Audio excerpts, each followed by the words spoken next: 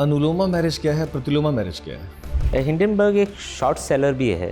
ये short selling क्या होता है? क्या रूपम, आप मुझे कुछ ऐसे सोशल थिंकर्स के नाम बता सकती हैं जो महिला। अच्छा, मुझे ये बताइए कि ग्लास सीलिंग सिर्फ महिलाओं के साथ ही लागू होता है या किसी के साथ भी लागू हो सकता है?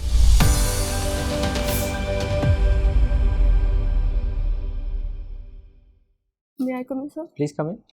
Good afternoon, sir. Good afternoon, ma'am. Good afternoon, please take your seats. Thank you, sir. Rupam, would you like your interview to be in Hindi और इंग्लिश?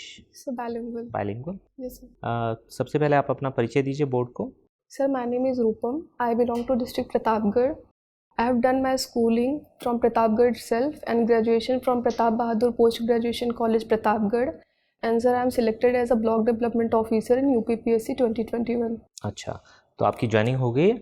Sir, अभी नहीं. अभी नहीं हुई है, बट फिर भी आपको कुछ आइडिया तो होगा कि ब्लॉक डेवलपमेंट ऑफिसर का क्या रोल होता है। Yes, sir. बताइए। सर, BDO एक ब्लॉक का ऑफिशियल इंचार्ज होता है और जो भी पॉलिसीज़ होती हैं ब्लॉक से रिलेटेड उनका प्रॉपर वे में इम्प्लीमेंटेशन हो रहा है कि नहीं हो रहा है वो उसकी देख रेख करता है।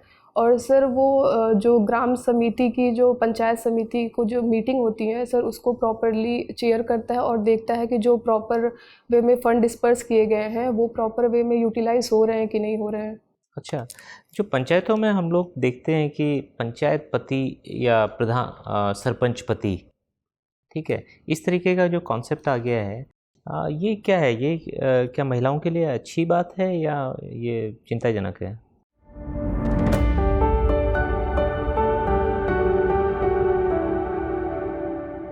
सर, ये चिंताजनक बात है क्योंकि इलेक्टेड मेंबर जो है वो वुमेन है, उनका रिप्रेजेंटेशन हो इसलिए ऐसा प्रोविज़न बनाया गया है।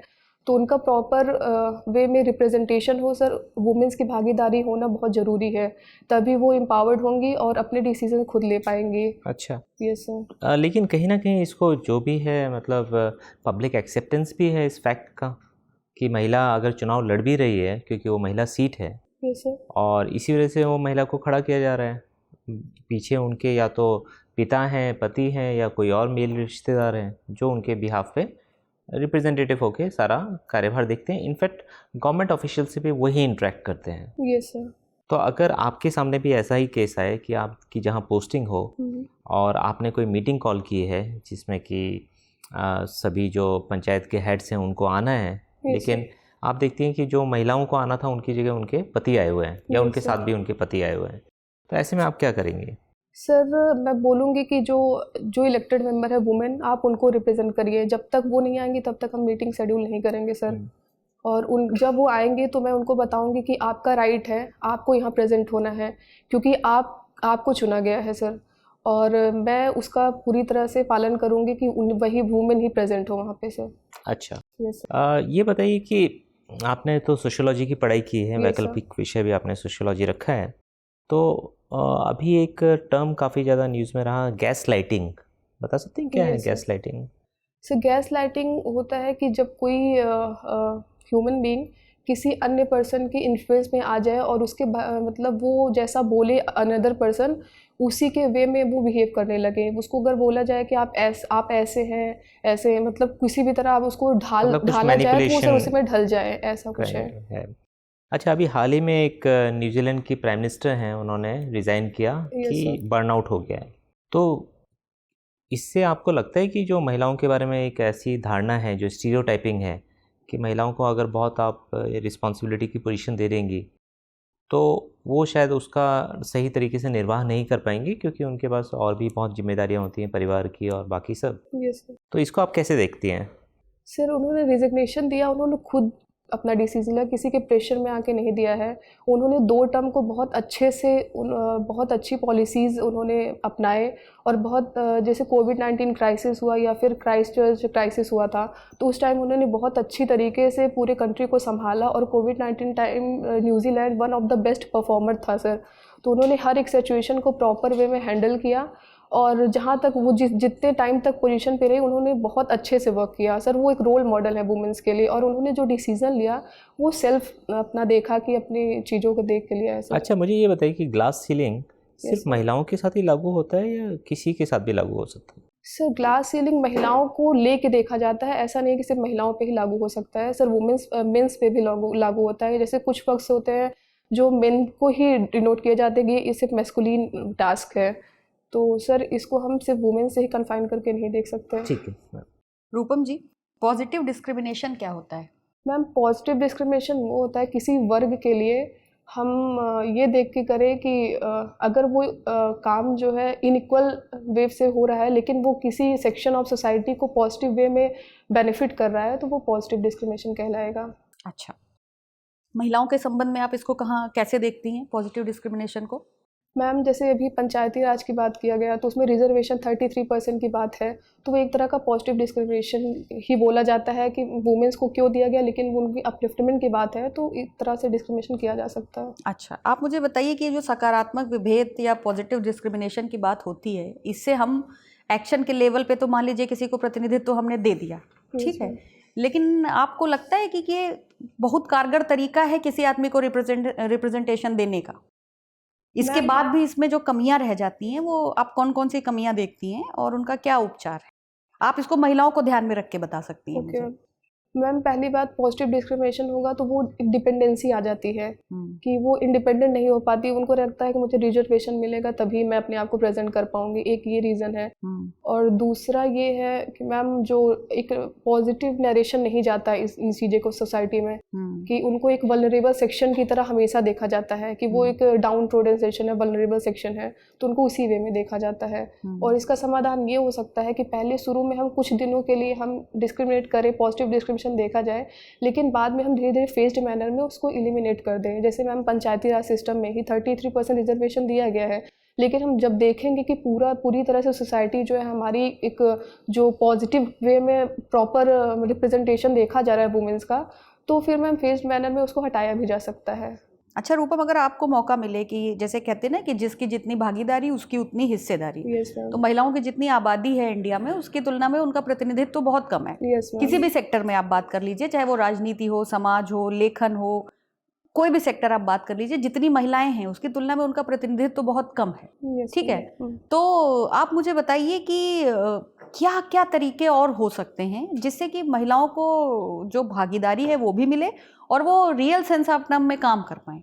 मैम मेरे हिसाब से मैम पहली बात तो एजुकेशन सेक्टर में वुमेन्स को एजुकेट करना बहुत ज़रूरी है। जब वो एजुकेटेड होती हैं तो वो अपने राइट्स और रिस्पॉन्सिबिलिटीज़ को बहुत अच्छे तरीके से जान पाती हैं और वो हर फील्ड में एक इंडिपेंडेंट थॉट लेके और अपने आप को प्रेजेंट करती हैं। और मैम दूसरा है कि गवर्नमेंट की तरफ से भी इनिशिएटिव जो प्रॉपर लिए जा रहे हैं, जो हमारे स्टेक होल्डर हैं सोसाइटी के, उनका दायित्व बनता है कि वो प्रॉपर वे में इम्प्लीमेंट करें। जैसे गवर्नमेंट की कई सारी स्कीम्स आ रही हैं मैम, तो अगर वो इतनी अच्छी है कि अगर उनको प्रॉपर वे में इम्प्लीमेंट किया जाए तो बहुत अच्छा किया जा सकता है वुमेन्स के डेवलपमेंट के लिए।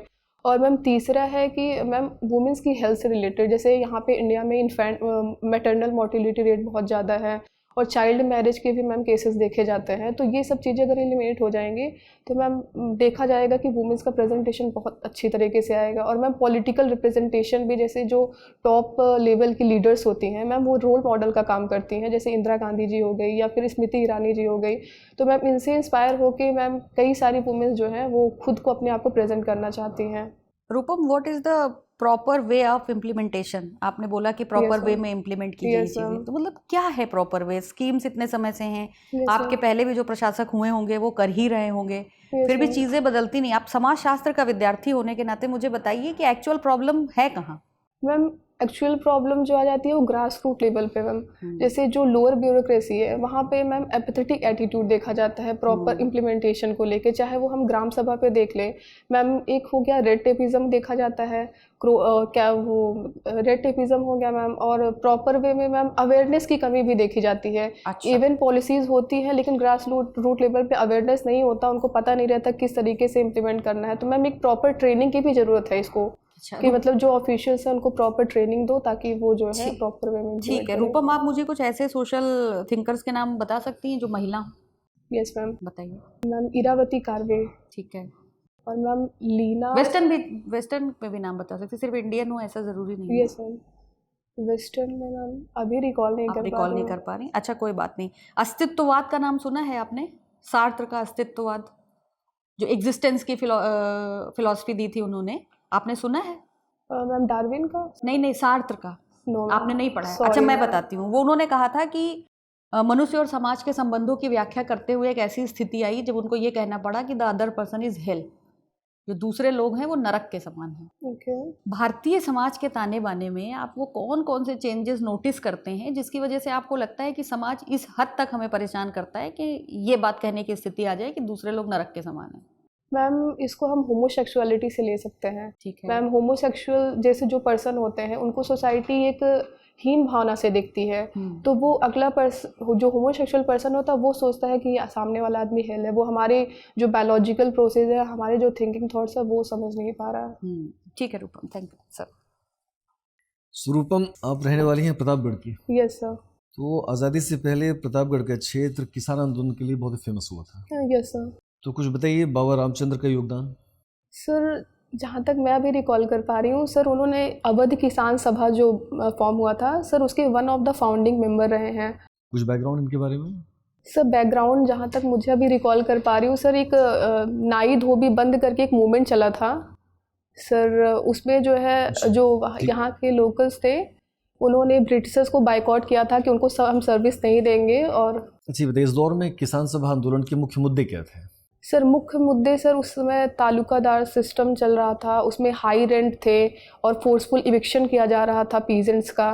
और सर रेवेन्यू बहुत ज़्यादा, महलवारी सिस्टम था तो सर रेवेन्यू बहुत ज़्यादा था तो लोग उसको पे नहीं कर पा रहे थे। और सर लार्ज स्केल लेवल पे क्रॉप का प्रोडक्शन कम था फिर भी टैक्स लिए जा रहे थे सर, ये सारे इश्यूज थे। किसान आंदोलन 1900 से पहले भी हुए थे, 1900 के बाद भी हुए थे। Yes sir. बट ऐसा कहा जाता है कि दोनों में फंडामेंटल डिफरेंस था, दोनों के अप्रोचेज में, नेचर ऑफ एक्टिविटीज़ में और ऑब्जेक्टिव्स में। Yes sir. तो आपको लगता है कि अंतर था तो किस प्रकार के अंतर दोनों में थे?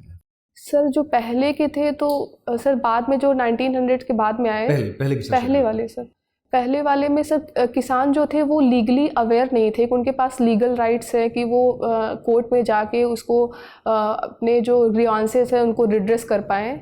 और फिर 1900 के बाद सर वो लीगली सर अवेयर हो गए और कोर्ट फी वो भी बहुत कम हो गई थी, तो कोर्ट लिटिगेशन। 20th सेंचुरी में 1900 के बाद किसान सभा आंदोलन की प्रकृति बहुत बदलती है, इसका फैलाव विस्तार बढ़ता है और बहुत ऑर्गेनाइज्ड हो जाता है। Yes sir.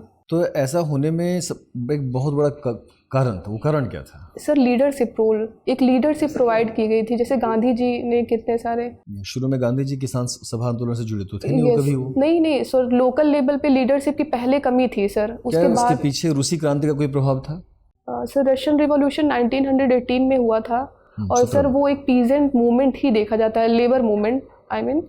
सर मैं कनेक्ट नहीं कर पा रही हूँ बट इतना समझ रही हूँ कि एक अवेयरनेस आ गई थी, जैसे वेस्टर्नाइजेशन से हम अवेयर हुए तो उसी तरह से। अच्छा ठीक। Yes sir. सोशियोलॉजी आपका विषय भी है? Yes sir. तो ये बताइए भारतीय इतिहास में जाति व्यवस्था की शुरुआत कैसे होती है? Rise of caste system, emergence of caste system. जब वर्ण व्यवस्था थी, when varna system was there, तो why there arose caste system? Sir Vedic period में मेनली जो वर्णा सिस्टम था, लेटर वैदिक पीरियड में वो ट्रांसफॉर्म होकर सर कास्ट सिस्टम में चेंज हो गया। और ये मेनली सर ब्राह्मण्स के कारण हुआ कि sir concept of private property आ गई थी और वो आयरन की डिस्कवरी हो चुकी थी। अनुलोमा मैरिज क्या है, प्रतिलोमा मैरिज क्या है? Sir I think for a minute sir, anuloma marriage, हाँ sir, hypergamy and hypogamy. Sir hypergamy वो होता है सर जिसमें ब्राइड जो होता है वो लोअर हायरार्की की होती है और जो ग्रूम होता है वो हायर हायरार्की होता है, मतलब स्टेटस ग्रुप में। और सर प्रतिलोमा होता है सर जिसमें ब्राइड जो है वो हायर हायरार्की की होती है और ग्रूम जो होता है वो लोअर हायरार्की स्टेटस। अनुलोमा प्रतिलोमा मैरिजेस का प्रभाव जाति व्यवस्था पे पड़ा था क्या? कोई आइडिया? अच्छा छोड़िए, पैट्रियार्कल सोसाइटी और पैट्रिलिनियल सोसाइटी, यस सर, दोनों में अंतर क्या है? पैट्रियार्की और patrilineality. Sir patriarchal society mainly male dominated society होती है जिसमें अथॉरिटी लाई करता है मेनली मेल मेंबर पे। और सर पैट्रिलिनियल सोसाइटी वो होती है जिसमें जो सर डिसेंडेंट होते हैं सर वो मेनली मेल के साइड से लिए जाते हैं और वो जो सर प्रॉपर्टी जो ट्रांसफ़र की जाती है वो मेनली मेल को ही ट्रांसफ़र की जाती है, वुमेन्स को डिप्राइव किया जाता है। भारत में कोई ऐसी रूलिंग डायनेस्टी बताइए कि जिनकी व्यवस्था कहते हैं कि उनकी व्यवस्था मैट्रिलिनियल थी। एंशिएंट इंडिया में कोई ऐसी रूलिंग हाउस भारत में for having matrilineal system? Sir traces मिलते हैं सर, पांड्या मेगास्थनीज बताते हैं कि पांड्याज में, और सर सतवाहनाज में भी देखा जाता है। सातवाहनों में देखा जाता है। Yes sir. सातवाहनों में आपने नाम सुना होगा Gautamiputra Satakarni. Yes sir, yes sir. वो खुद को एक ब्राह्मण कहता है। Yes sir. तो क्या वो ब्राह्मण थे? सर जहाँ तक मैं पढ़ी हूँ सर, वो ब्राह्मण्स नहीं थे, वो ट्राइब्स थे, एक ट्राइबल थे। उन्होंने अपने आप को, उस टाइम ब्राह्मण्स का एक डोमिनेंस ज़्यादा था, तो उन्होंने अपने आप को यजनास करके शो किया कि मैं ब्राह्मण हूँ और मैं ब्राह्मण का रक्षक हूँ, ऐसा कुछ। ठीक है, उन्हें ब्राह्मण उन्हें रिकग्निशन दें, इसके लिए कुछ प्रयास उनके? हाँ सर, उस टाइम ब्राह्मण्स को लैंड ग्रांट बहुत ज़्यादा दिया गया था। ठीक, प्लीज। रूपम, मुझे ये बताइए कि अभी जो हिंडनबर्ग मामला है ये क्या है? हिंडनबर्ग के बारे में सुना होगा आपने। Hindenburg, yes sir. बताइए क्या है। सर हिंडनबर्ग एक फाइनेंशियल क्राइसिस के रूप में उभरा है। वो एक सर अमेरिकन कंपनी है, एक जो वर्ल्ड लेवल पे जो कंपनीज़ हैं बड़ी बड़ी, वो जो इन्वेस्टर्स के साथ कुछ गलत ना करे उसकी रिपोर्ट बनाती हैं और प्रॉपर वे में उसका सर खुलासा करती हैं। ठीक है। हिंडनबर्ग एक शॉर्ट सेलर भी है। Yes, ये sir. शॉर्ट सेलिंग क्या होता है? सर मैंने थोड़ा पढ़ा था, गेस कर सकती हूँ? बताइए। सर वो इन्वेस्टर्स होते हैं, वो एक सर शेयर बाई करते हैं और उसको लोअर प्राइस, उसको हायर प्राइस पे बेच देते हैं। फिर जब देखते हैं कि सिचुएशन ऐसी राइज हो है तो उसको लोअर प्राइस पे बाय बैक करके फिर उसके बाद सर उसको जो जब वो शेयर बेचते हैं, Yes, sir. शुरुआत में शेयर बेचते हैं, तो क्या उनके पास शेयर होते हैं? सर इतना तो क्लियर नहीं, आई थिंक हाइपोथेटिकल। चलिए कोई बात नहीं। और कौन से समूह से संबंधित है ये जो अभी स्टॉक मार्केट में उथल पुथल है? Sir Adani group. Adani group को Yes, लेकर। sir. अच्छा, अभी जो यूनियन बजट आया है Yes, इसमें sir. सप्तऋषि की बात हुई है। क्या है सप्तऋषि? सर मेनली ये 7 प्रायोरिटी एरिया हैं जिसको टारगेट किया गया है कि ये ग्रूम करें, जो हमारे जो अमृत काल चल रहा है, जो डेवलप कंट्री हमको बनाना है 2020। तो बताइए क्या है सप्तऋषि में से कुछ बताइए। सर एक दो बता दो सकती तीन हूँ। बताइए। सर पहली बात तो green growth, inclusive development, sir youth power को फोकस किया गया है, और सर इंफ्रास्ट्रक्चर और इन्वेस्टमेंट पे भी फोकस किया गया है। अभी कॉलेजियम सिस्टम को लेकर भी काफ़ी विवाद है। Yes, आपके sir. हिसाब से क्या जजेस अपॉइंटिंग जजेस, इज इट करेक्ट? सर अभी तो इस पे काफ़ी इश्यूज चल रहे थे, बट सर अभी देखा जाता है तो कॉलेजियम सिस्टम में सर एग्जीक्यूटिव का भी एक रोल होता है, क्योंकि वो प्रेसिडेंट के कंसेंट से ही होता है, और उसमें जो मेंबर्स होते हैं 4 सुप्रीम कोर्ट जजेस और हाई कोर्ट जजेस होते हैं। वो सरकार तो लगातार यही कह रही है कि हमें रोल दीजिए। Yes, हमारा रोल नहीं है। Yes, क्या प्रेसिडेंट क्या है तो मतलब जो कॉलेजियम का रिकमेंडेशन है उसको मना कर सकते हैं? सर अभी इस पे मैं प्रॉपर वे में मैं बोल नहीं चलिए सकती। कोई बात नहीं। और नॉर्थ स्टार भी काफ़ी चर्चा में रहा। नॉर्थ स्टार क्या होता है? Sorry sir, not aware of it. नहीं, नॉर्थ स्टार नहीं पता है आपको। ठीक है। भारत का किन देशों के साथ 2+2 डायलॉग है? Yes sir. Sir USA, Australia, Japan. और भी किसी देश के साथ है? सर अभी यूएई के साथ शायद। यूएई के साथ तो नहीं है। रशिया के साथ? सर रशिया के साथ नहीं है 2+2 डायलॉग। नहीं है? श्योर हैं आप? सर श्योर देख लीजिएगा आप उसको। Okay sir. ठीक है। आपको गाने गाने का भी शौक है? Yes sir. कौन सा है फेवरेट सॉन्ग आपका? सर बॉलीवुड भी गाते हैं और कुछ अच्छा, ऐसा। ठीक। तो 2-4 लाइन सुनाइए जो आपका फेवरेट हो। सर दिल है छोटा सा, छोटी सी आशा, मस्ती भर मन की भोली सी आशा, चांद तारों को छूने की आशा, आसमानों में उड़ने की आशा, दिल है छोटा सा। ठीक है, वेरी नाइस। ये बताइए कि ये किस मूवी का गाना है? सर रोजा। रोजा का। Yes sir. तो कश्मीर में जो आर्टिकल 370 को हटाया गया, यस सर। आपको क्या लगता है कि इसको हटाने के बाद स्थिति बेहतर हुई है या अभी भी बहुत कुछ करना बाकी है? सर अभी तो बहुत कुछ करना बाकी है, क्योंकि अभी सर इंसर्जेंसी और टेररिस्ट एक्टिविटीज़ बहुत देखी जा रही हैं, और इसी के देखते हुए sir village surveillance system, village guard system एक ले आया गया कि ताकि लोकल लेवल पर लोगों को मतलब आर्म्स एंड एमुनिशंस दिए जाएं ताकि वो अपना सेल्फ डिफेंस कर सके। और sir ministry of home affair वो भी कई सारे इनिशिएटिव्स ले रही है जिसको प्रॉपर वे में सोशियोलॉजी की स्टूडेंट है, मुझे ये बताइए कि विजिलेंटिज्म क्या होता है? सर विजिलेंटिज्म वो होता है, उसमें देखा जाता है कि जो हमारा प्रॉपर वे में लॉज हैं और सोसाइटी है वो प्रॉपर वे में स्मूथली वे में चल रही कि नहीं, और जो भी गलत एक्टिविटीज़ हो रही हैं सर उनको नोटिफाई किया जाए और प्रॉपर वे में रिड्रेस किया जाए। तो मतलब ये एक अच्छी बात है विजिलेंटिज्म? सर अच्छी बात है, और कई मतलब हर जगह हम अच्छी बात नहीं बोल सकते, अच्छा नहीं बोल सकते। अच्छा, ऑनर किलिंग क्या होता है? सो ऑनर किलिंग वो होता है जिसमें सो मेनली पैट्रियार्कल सोसाइटी में देखा जाता है कि वुमेंस को राइट नहीं होता कि वो अपने चॉइस से मैरिज करें, और अगर वो किसी अन्य कास्ट से या फिर उनके फैमिली के अगेंस्ट वो शादी कर लेती हैं तो उनको मार दिया जाता है, ऐसा कुछ। ठीक है रूपम, मेरा आखिरी सवाल आपसे ये है कि आप ऑलरेडी बीडीओ तो हैं ही, ये Yes, मान लेते हैं कि आप किसी ज़िले में एसडीएम हो जाती हैं, यस इसके बाद आपको आपके जो ऑफिस में ड्राइवर हैं यस सर वो रिटायर होने वाले हैं, बस उनके कुछ ही दिन बचे हैं रिटायर होने के, यस और वो अपने बेटी की शादी में आपको इनवाइट करते हैं। ओके ठीक है, आप उस शादी में जाती हैं, जब शादी में जाती हैं तो आपको पता चलता है कि वहाँ दहेज दिया जा रहा है। ओके ठीक है, और आपसी रजामंदी से हो रहा है, दहेज दिया जा रहा है, ऐसे में आप क्या करेंगी?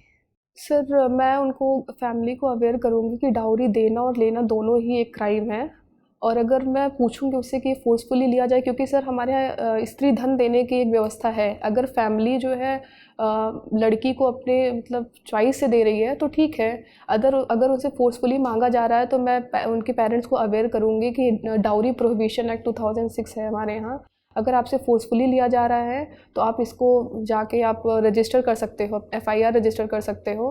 अगर वो नहीं मानते तो सर मेरे पास ऐसी अथॉरिटी तो नहीं है कि मैं उनके जाके तुरंत FIR कर दूं, मैं उनको बताऊंगी ऐसा सिस्टम। ठीक है रूपम, आपका इंटरव्यू पूरा होता है, आप जा सकते हैं। Thank you sir, thank you ma'am.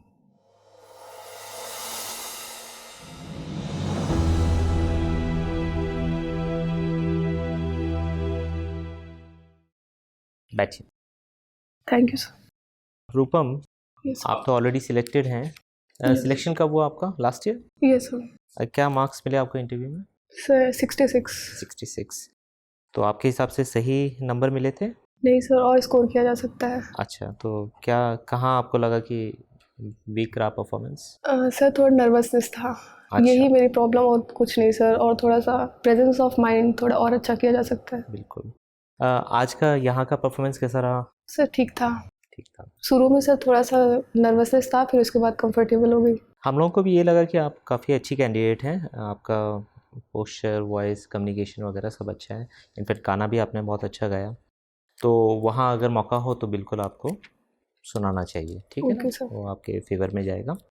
थोड़ा सा प्रतापगढ़ को लेकर थोड़ा हिस्टोरिकल चीज़ों को देख लीजिए, ठीक है ओके ना, स्पेशली वो जो किसान मूवमेंट वगैरह पे पूछा ठीक गया, सर। तो बेटर आंसर एक्सपेक्टेड है। Okay sir. और क्योंकि आप वीडियो में ऑलरेडी चयनित हैं, लेकिन आपने ज्वाइन नहीं किया, फिर भी वीडियो में क्या रोल रहता है और क्या क्या समस्याएं भी आते हैं, थोड़ा पढ़ लीजिए इसके बारे में। ओके ठीक सर। है, वो बेटर रहेगा। और यूपी के एडमिनिस्ट्रेशन को लेकर भी थोड़ा चीज़ों को देख लीजिए। ठीक है, ओके सर। फिर यूपी का बजट आया है तो बजट को और उसके इम्पोर्टेंट प्रोविजंस को देख लेंगे। सोशियोलॉजी में जनरली आपके जवाब अच्छे थे, तो सोशियोलॉजी के जो बेसिक्स हैं फिर भी थोड़ा सा रिवाइज कर लीजिएगा। ओके आपसे सर। मैंने गैस लाइटिंग वगैरह पूछा, वो आपने बताया, तो ऐसे जो टर्म्स वगैरह आजकल ज़्यादा चर्चा में हैं उनको थोड़ा देख लेंगे। Okay sir. और इसके अलावा ओवरऑल मतलब आपका पर्सनैलिटी और वे ऑफ कम्युनिकेशन काफ़ी अच्छा है, तो उसमें कोई आपको मेरे ख्याल से बदलाव करने की ज़रूरत नहीं है। अगर पॉसिबल हो तो बस उसमें भी मुझे नहीं लगता बहुत ज़्यादा है, लेकिन थोड़ा एनर्जी लेवल के लिए ये कर सकते हैं कि कहीं कहीं थोड़ा वॉइस मॉड्यूलेशन आप कर सकते हो। Okay sir. थोड़ा उतार चढ़ाव रहेगा तो मोनोटोनी नहीं रहेगी, राइट। बाकी सारी चीज़ों में मेरे ख्याल से मुझे और हम सभी लोगों को बहुत अच्छा लगा आपका इंटरव्यू। ओके ठीक सर। है, तो wish you all the very best. Thank you sir. Thank you ma'am.